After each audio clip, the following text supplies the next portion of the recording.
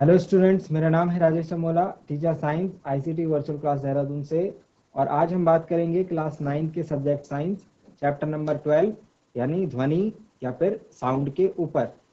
अपनी पिछली क्लासेस में स्टूडेंट्स हमने बात करी है फिजिक्स के यानी आपकी साइंस की बुक के भौतिक विज्ञान के बाकी चैप्टर्स के ऊपर। रिसेंटली हमने पढ़ा है कार्य और ऊर्जा, चैप्टर नंबर 11 आपकी बुक का। उस चैप्टर को हमने डिटेल में पढ़ा और उसके अलावा उस चैप्टर की एक्सरसाइज के क्वेश्चन आंसर्स भी हमने अपनी पिछली क्लास में कवर अप किए थे। तो क्वेश्चन आंसर्स आप लोग जो बचे हुए हैं उनको आप घर पे लगाने की कोशिश कीजिए। यदि नहीं समझ में आते तो चैप्टर को एक दो बार और समझिए, डेफिनेटली आप क्वेश्चन कर पाएंगे।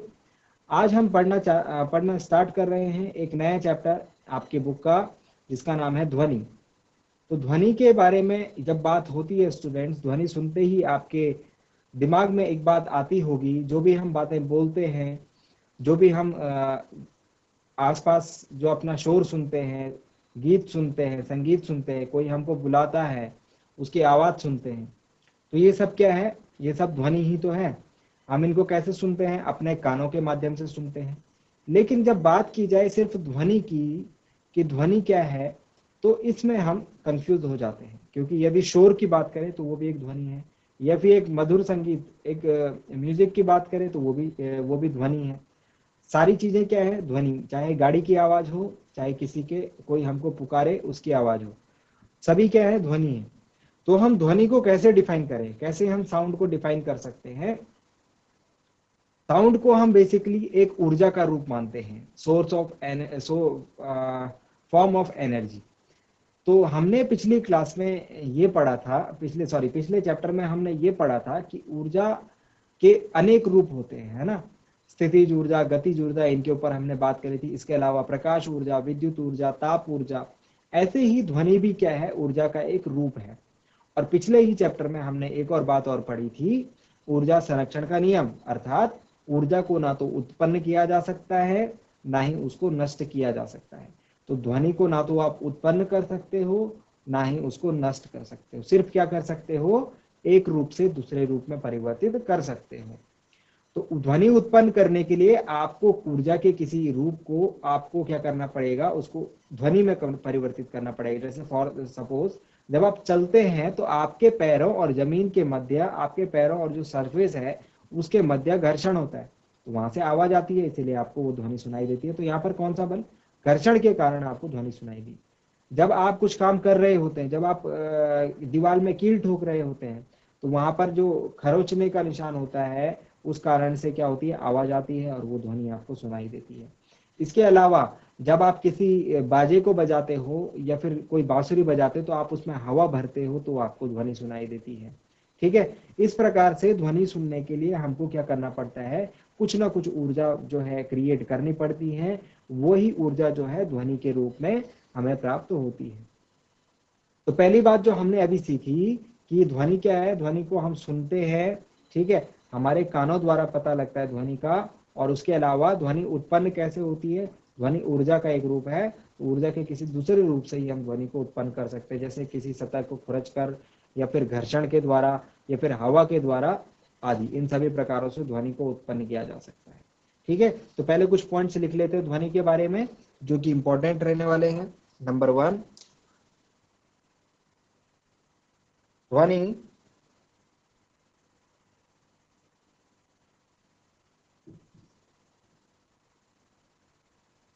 ऊर्जा का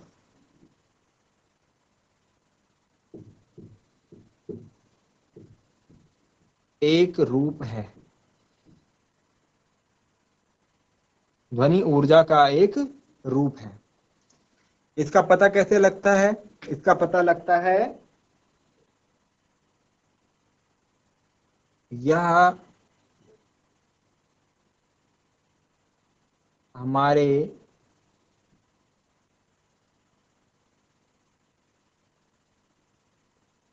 कानों में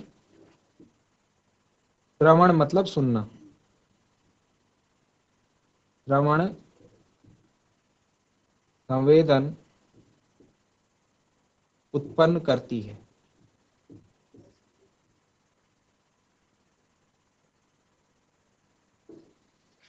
करती है। ठीक है, ध्वनि ऊर्जा का एक रूप है, हमारे कानों के द्वारा हम इसे सुनते हैं। नंबर थर्ड,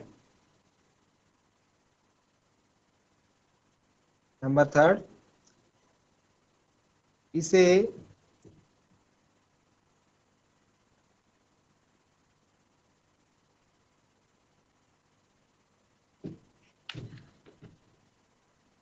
हम कैसे उत्पन्न कर सकते हैं? तो इसे खुरच कर,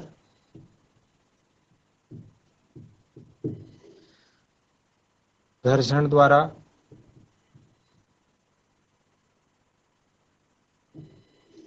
इसके अलावा हवा द्वारा आदि प्रकार से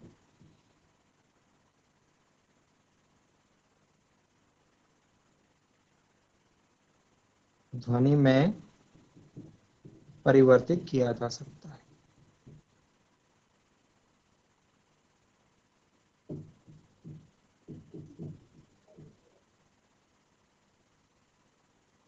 ठीक है, तो ध्वनि में कैसे परिवर्तित कर सकते हैं हम?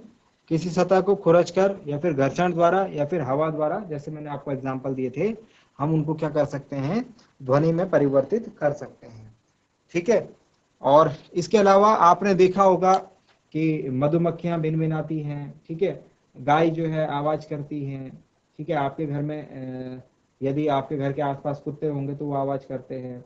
इसके अलावा जब हवा चलती है तब भी एक आवाज आती है। ठीक है, तो डिफरेंट टाइप में जो ध्वनि है वो हमको अलग अलग प्रकार से सुनाई देती है। तो ये तो ध्वनि के बारे में थोड़ा सा इंट्रोडक्शन। अब हम देखेंगे ध्वनि हमें सुनाई कैसे देती है, मतलब ध्वनि का संचरण किस प्रकार से होता है।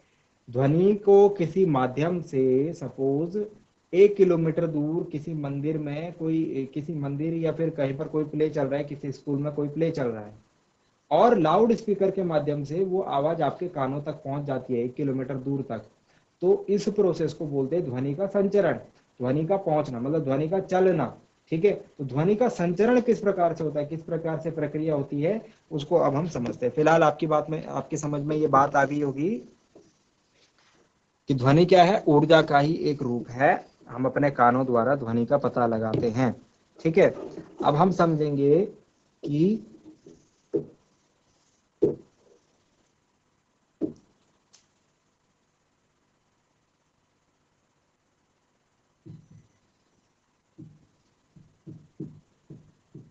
ध्वनि का संचरण किस प्रकार से होता है। ठीक है, ध्वनि का संचरण। तो स्टूडेंट्स बेसिकली होता क्या है, जब जब सपोज मैं यहां से बात कर रहा हूं और आप कुछ दूरी पर खड़े होकर के मेरी बात को सुन रहे हैं, तो इस पूरी प्रक्रिया में सबसे पहले तो ध्वनि को संचरण के लिए एक पदार्थ की आवश्यकता होती है, जिससे होकर कि वो एक जगह से दूसरी जगह पहुंचती है। उस पदार्थ का नाम है माध्यम।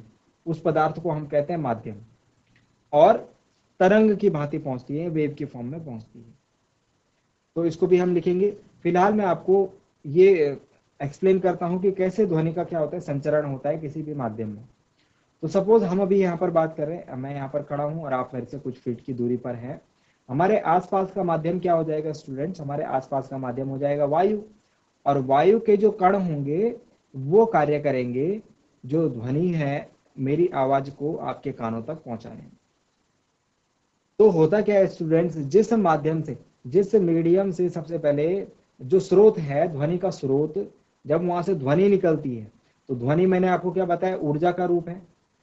ऊर्जा की रूप होने के कारण ये वायु है, इस वायु में इस जगह पर और इसके आसपास क्या होंगे, छोटे छोटे कण होंगे।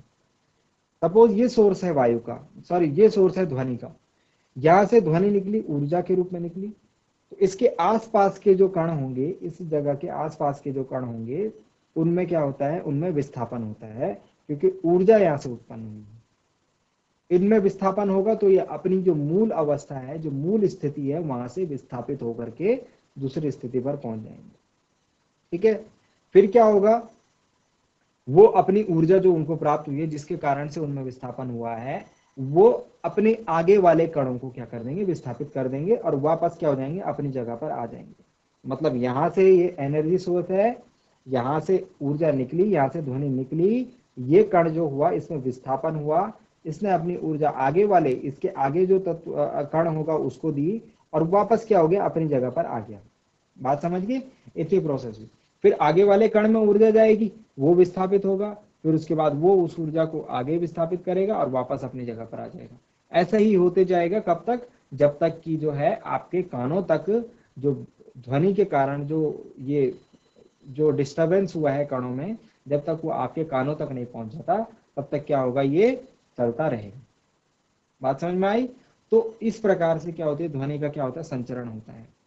जब ये संचरण हो रहा होता है तो इसमें कणों के बीच दो प्रकार के क्षेत्र बनते हैं, दो प्रकार के दाब क्षेत्र बनते हैं। एक को हम कहते हैं उच्च दाब क्षेत्र, एक को हम कहते हैं निम्न दाब क्षेत्र। एक को हम कहते हैं संपीड़न, एक को हम कहते हैं विरलन। इंग्लिश में कहते हैं कंप्रेशन और रेयरफैक्शन। तो इन सब चीजों को हम अभी डिटेल से सीखेंगे। सबसे पहले जो ध्वनि का संचरण है, उसमें जो फर्स्ट बात मैंने आपको बताई, वो किसकी आवश्यकता है, वो है आवश्यकता है माध्यम की। और माध्यम क्या होता है, माध्यम यानी मीडियम। मीडियम क्या होता है, तो मीडियम वो पदार्थ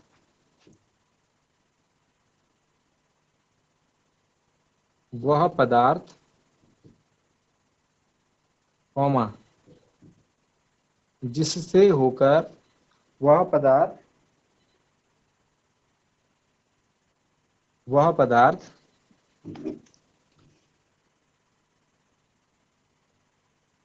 जिससे होकर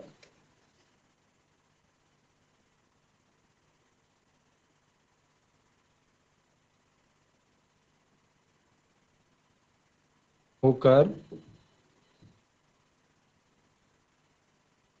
ध्वनि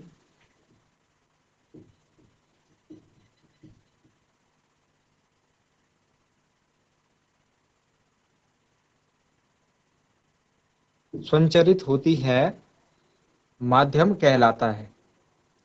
ठीक है। तो माध्यम के उदाहरण क्या क्या हो गए, जैसे एक माध्यम जिसको हम यूज करेंगे मोस्टली, वो होगा वायु। ठीक है। और कांच हो गया, स्टील हो गया, जल होगा आदि। वायु की चाल जो होगी, सॉरी, ध्वनि की जो होगी, ध्वनि का जो संचरण होगा, वो माध्यम की प्रकृति पर बहुत हद तक निर्भर करेगा। अगर माध्यम है वायु तो ध्वनि का संचरण कुछ अलग स्पीड से होगा। अगर माध्यम है कांच तो स्पीड कुछ अलग होगी। अगर माध्यम है स्टील तो ध्वनि का संचरण की जो स्पीड होगी वो कुछ अलग होगी। अगर माध्यम है जल तो ध्वनि का संचरण जो होगा वो कुछ अलग दर से होगा। ठीक है। इसके बाद सेकंड पॉइंट ध्वनि संचरण है, ध्वनि का संचरण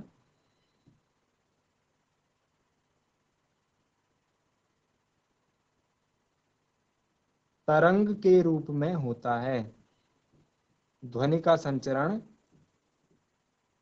तरंग के रूप में होता है। तरंग के रूप में ध्वनि का संचरण होता है। अब तरंग क्या है, तरंग को हम डिफाइन करेंगे यहाँ पर।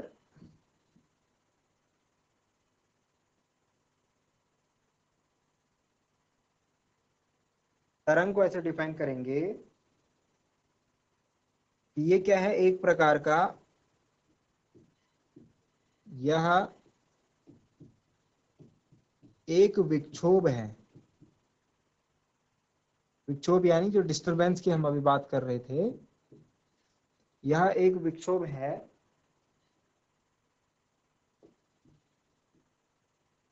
जो किसी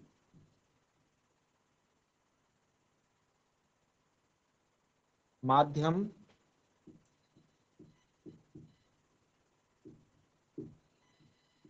से होकर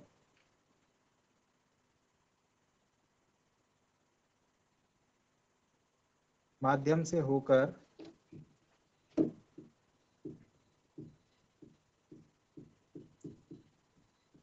गति करता है, और फिर क्या होता है, जब हमने देखा था ये कण जो है इसको एनर्जी मिली, ये अपने आगे वाले कणों को इसने एनर्जी प्रोवाइड करी, वापस जो है अपनी जगह पर आ गया, और माध्यम के निकटवर्ती कणों को, माध्यम के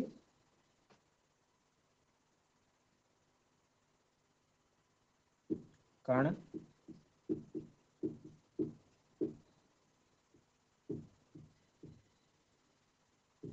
निकटवर्ती कणों में गति उत्पन्न कर देते हैं।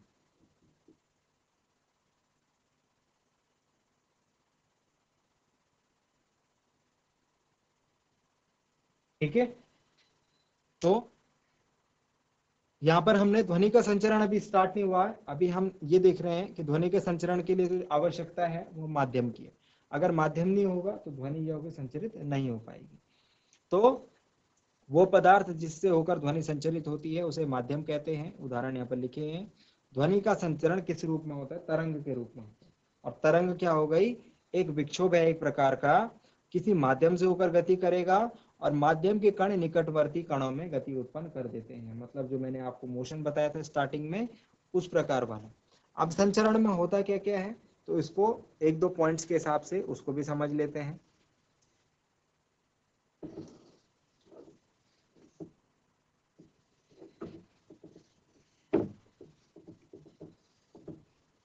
संचरण में आप ऐसे लिख सकते हैं शॉर्ट में,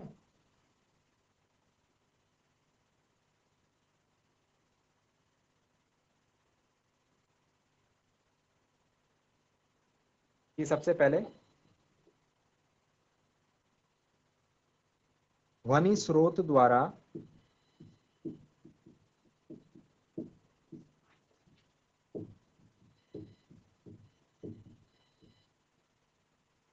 माध्यम में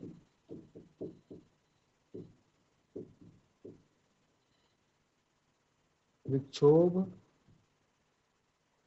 उत्पन्न होता है। ठीक है, ध्वनि स्रोत द्वारा माध्यम में विक्षोभ उत्पन्न होता है। फिर ध्वनि किस रूप में चलने लगती है? ध्वनि तरंग के रूप में संचरित होने लगती है। आप इसको अपनी लैंग्वेज में भी लिख सकते हो। ये जो मैंने प्रोसेस आपको बताई थी स्टार्टिंग में, उसको ही मैं इन शॉर्ट में लिख रहा हूँ। ठीक है, ध्वनि तरंग के रूप में संचरित होने लगती है। माध्यम के कण जो होंगे, हमने देखा था ना, माध्यम के कण क्या होंगे? एनर्जी आगे प्रोवाइड कराएंगे लेकिन फिर वापस आ जाएंगे। तो माध्यम के कण जो होंगे वो आगे नहीं बढ़ते हैं। माध्यम के कण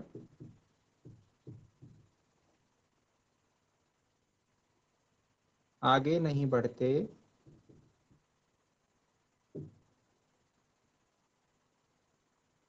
बढ़ते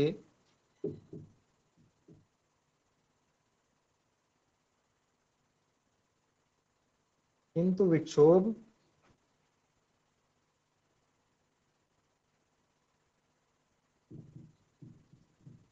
आगे बढ़ता जाता है। ठीक है, इतनी बात तो आपको समझ में आ गई थी। ठीक है ना। अब यहां पर मैंने आपको बताया था दो प्रकार की, ये तो बेसिक सी बात हो गई। अब इसके बाद हमने क्या कहा था कि यहाँ पर दो प्रकार के दाब क्षेत्र बनेंगे, वो इंपॉर्टेंट है, उसको हम अब समझते हैं।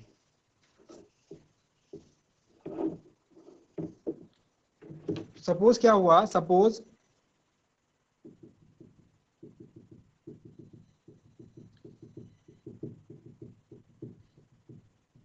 ये जो मैं बना रहा हूं ये वायु के कण हैं। ठीक है,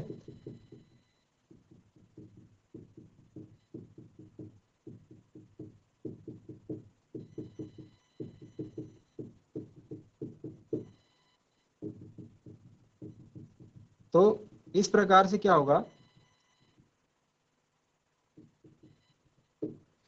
ठीक है, समझने के लिए इतना काफी है। यहां पर आप देखिए,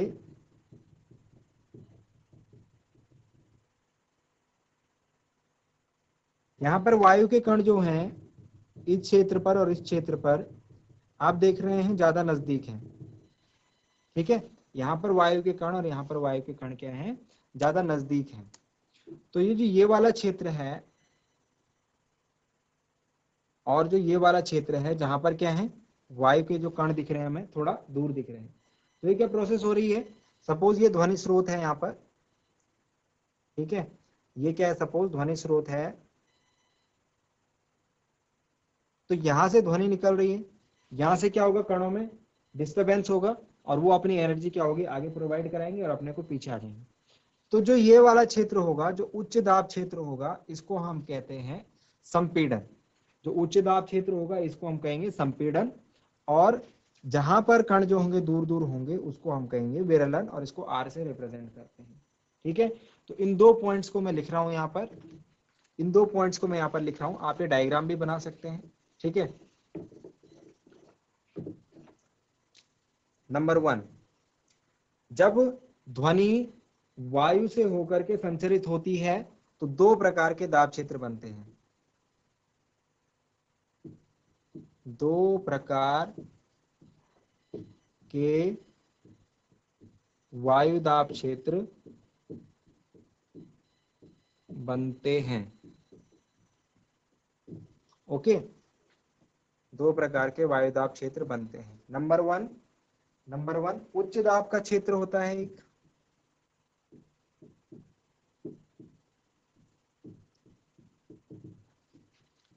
इसे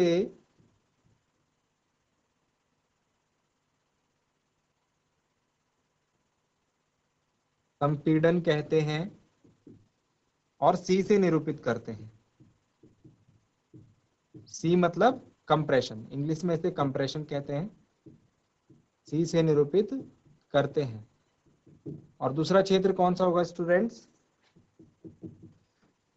दूसरा होगा निम्न दाब क्षेत्र।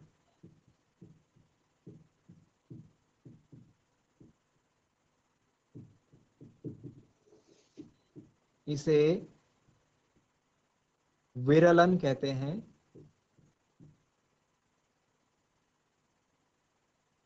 इंग्लिश में से रेयर फ्रैक्शन कहते हैं, इसीलिए इसे आर से निरूपित भी कर लेते हैं, करते। ठीक है, तो इसमें दो प्रकार के वायु दाब क्षेत्र बने। जब ध्वनि जो है वायु माध्यम से गति करने की गति संचरित होती है वायु के थ्रू, तो वहां पर दो प्रकार के वायु क्षेत्र बने, एक कंप्रेशन और एक रेयर फ्रैक्शन। कंप्रेशन में जो होंगे वायु के कण जो होंगे माध्यम के कण वो ज्यादा नजदीक होंगे और रेयर फ्रैक्शन में दूर दूर होंगे। इसके ऊपर हम अगली क्लास में भी डिस्कशन करेंगे। आज का टाइम हमारा यहीं पर समाप्त होता है। आज जो हमने सीखा ध्वनि के बारे में सीखा और ध्वनि का संचरण किस प्रकार से होता है इसको सीखा, कंटिन्यू करेंगे अपनी अगली क्लास में। उम्मीद करता हूँ कि आपको आज की क्लास पसंद आई होगी। मिलते हैं अगली क्लास में, बहुत बहुत धन्यवाद।